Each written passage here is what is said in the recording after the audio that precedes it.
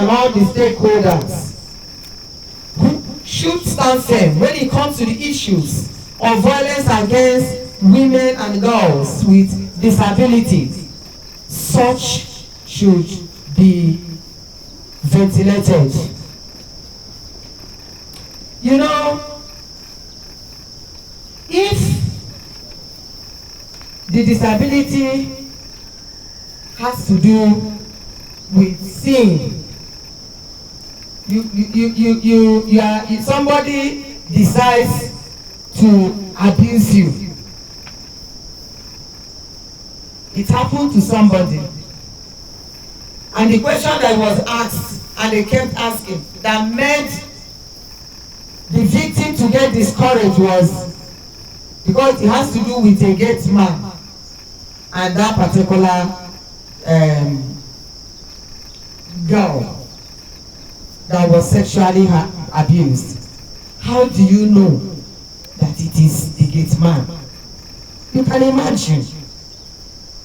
How do you know that it is the gate man? They want to take advantage of the fact that she can't see, isn't it? But before this thing happened, that has been the gate man. I'm sure there has been, how are you, good morning, while you're passing the gate, am I right? But at least you know the voice. You can identify that person through the voice.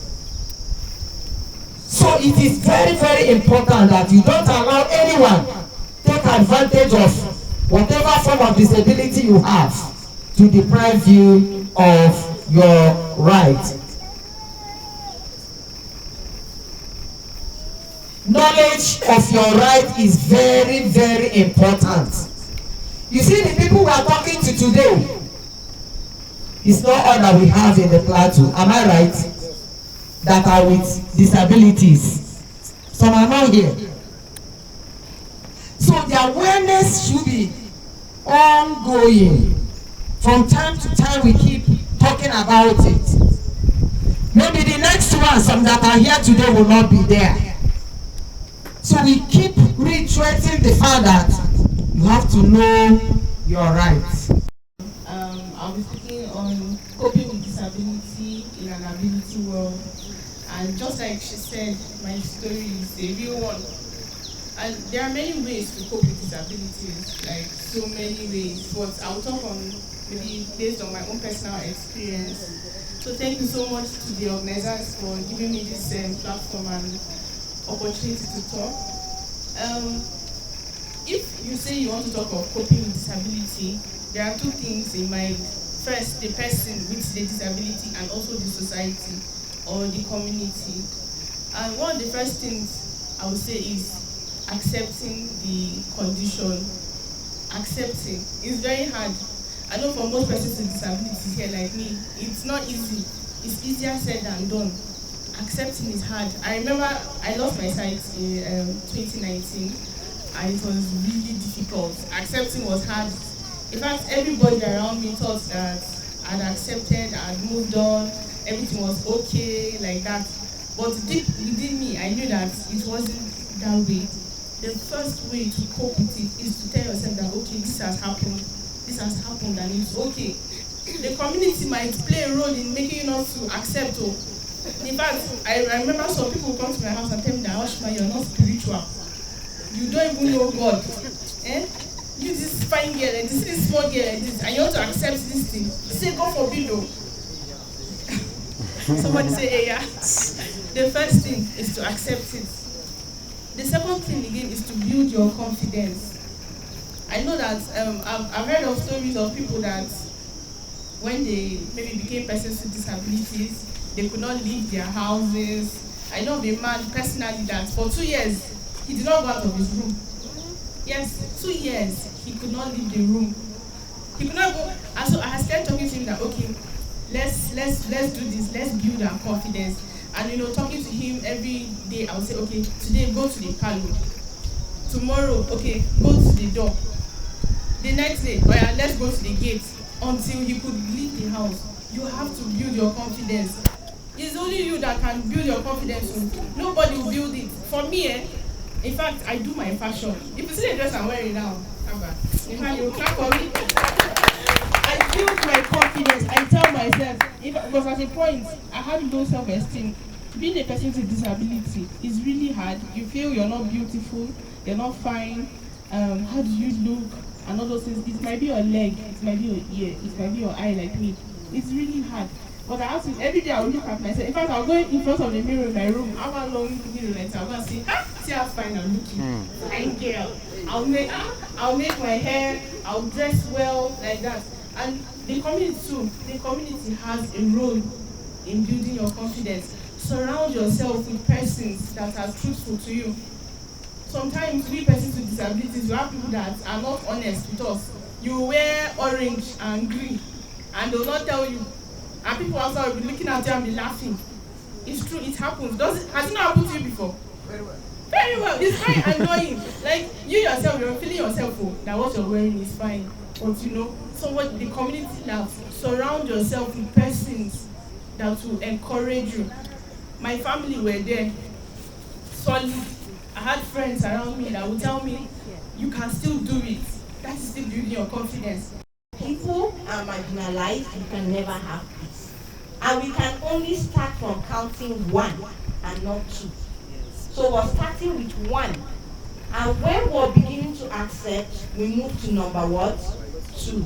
So I'm going to call on Mr. Ayuba, a very special man that is passionate.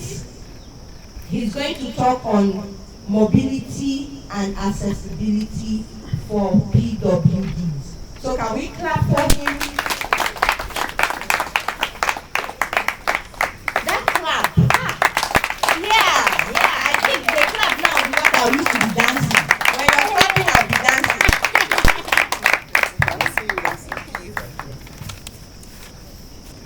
Great honor people Plateau State. Great honor people Plateau State. I want to yarn. I want to talk. I want to evaluate. I want to dance. They are not dancing. I greet you all in the name of our Lord and Savior Jesus Christ. My name is Ayuba Isa Waziri. Comrade. Thank you for identifying me. I am the country director of Redemption International for the Blind. Double as deputy chairman, Nigerian Association for the Blind, Plateau State Chapter. Wow. I want to commend the organizers of this event. I think it's timely. Yes. This is the right time. If you see something happen, that's how God planned it. Yes. And I'm pretty sure that all the PWD that are seated here, they are very, very happy. I begin to understand that the society have started forgetting about us. And I want to build on what the two speakers have said. They have said what is my mind. And the topics, all the topics they discuss is timely. And is reality. I want to rub mind with all of us here about the topic has been given to me. The topic is for all of us. Mobility and accessibility for persons with disabilities. I think this is the foundation of our life. If you cannot move, you cannot do anything. Our family believe that as long as we are a disabled person, that's the end of you. Is it not true? If you are a disabled person in the family, your family is normally concentrated on so-called normal. Because they think that if they invested in you, it's waste. Is it not true? No, it's not true. It's not all families. Yes, sir. But majority. It's not all family, but if you want to look at all the challenges we're going through, majority of the family, that's what is happening. Including my own family. Because I'm going to say this thing, I'm a case study to what I'm saying. I will not exert myself.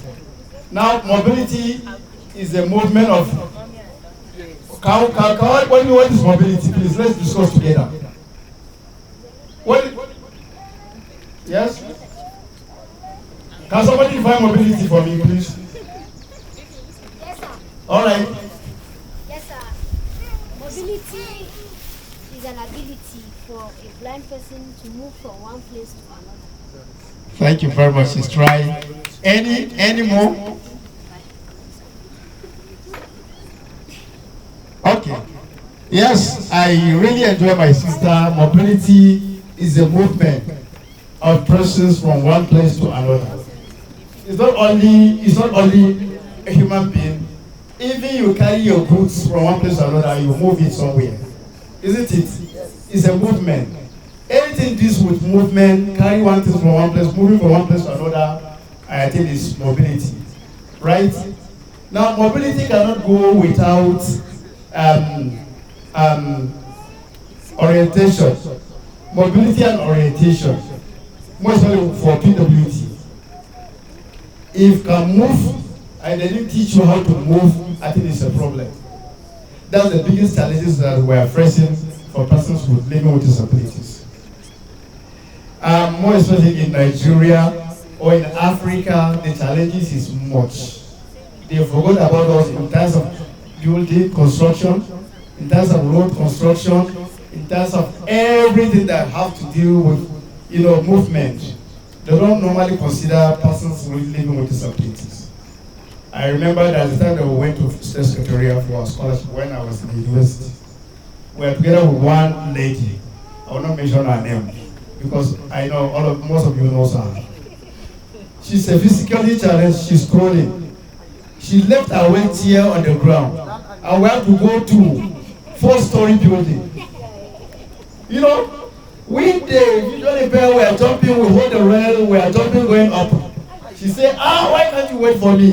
When we go somewhere, she said she's tired. I volunteered myself that I said I will carry her. I said no, I cannot carry her. I mean, the lifter is working. We would have go through the lifter and get access to that office. But you have to go through the staircase. When we are coming down, I feel it. Because she didn't find it easy before coming down. So we are facing challenges in terms of construction. And there is a law signed by the federal government about including us in all structure in the country. But up to now, it's not, we are not seeing anything. Or have you been seeing anything? Are they been implementing it? No. You see? So the law is there, but the implementation is very poor. So please, this thing that we are discussing now is timely. We are calling on the media, we are calling on everybody to support us so that we will get accessibility in everywhere that we want to go. That can make us to strive. Now mobility, the drivers, the awareness is not there. We want the road safety, when they are training the drivers, they also include persons living with disabilities. Because you want to cross road or you want to go somewhere, you are at the road, that's where you stay. The driver of the road will understand, maybe you want to board a car to somewhere. They think maybe all the notion that people are having that this person is on the road is looking for arm. But we is beyond that. Yes. So we are calling on the government to include us, more especially the road safety, the road transport union. They need to know that there are other concepts that they need to be included in their day-to-day activities. In terms of mobility, accessibility also, let it be friendly. Even this new road that have been built, if you're not careful, the drainage, there's no any barricades. If you mistakenly, you get yourself inside the water there. So they need to build the drainage with maybe demarcation. When you come and touch it, you know that you miss the road. But the drainage is open. That's why you prefer go close to the road than to go, close to the drainage. It's better to go close to the road than to go close to the drainage. I know one of my friends, one of my staff, even enter one of the drainage. He was thinking that he used to go to that place, not knowing that one of the slabs fell down. I was even thinking that place is is normal that is normally walk, but before you realize, you discover yourself inside pitch. All this tear, all the dress, you have to go back to dress up again. So please, we need accessibility is very important to us. Mobility is important to us. So I pray that we'll get more time to discuss about mobility. If they give me 3 hours, I think it's not going to be enough for me. Thank you, God bless you all. Tell you something. We are talking of inclusiveness. Everybody here has spoken and spoken in a direction that yes, it is to the advantage of persons with disabilities. But the whole question is, how do you involve yourself? If you cannot involve yourself in doing what is right, you will not be included. You will not get the accessibility. Awashima spoke here on experience. Let me tell you, for even those that are physically okay, have a chance of being a person with disability, because you don't own tomorrow. So I have never, and we don't want persons with disabilities being looked down upon. But then you are the ones that will tell your story by yourselves. You are the ones that will tell the country or your society how to put you in living with disabilities in the whole world. 80% of them, if you don't know, are in the developing countries, Nigeria inclusive. Sorry, I started without an introduction of myself. My name is Taji Chelom. I'm the focal officer on the rights of persons with disabilities in the National Human Rights Commission's office, Jos Plateau State Office. And again, the persons with disabilities are the world's largest minority group that is seen, with their women and children having to experience double jeopardy. Aside disabilities, they have other issues. They are prone to, I noticed the main tag is gender-based violence, which wasn't what I was supposed to speak on. But we need to know that even in that, they become so they're victims of rape. They are victims that do not obtain police intervention.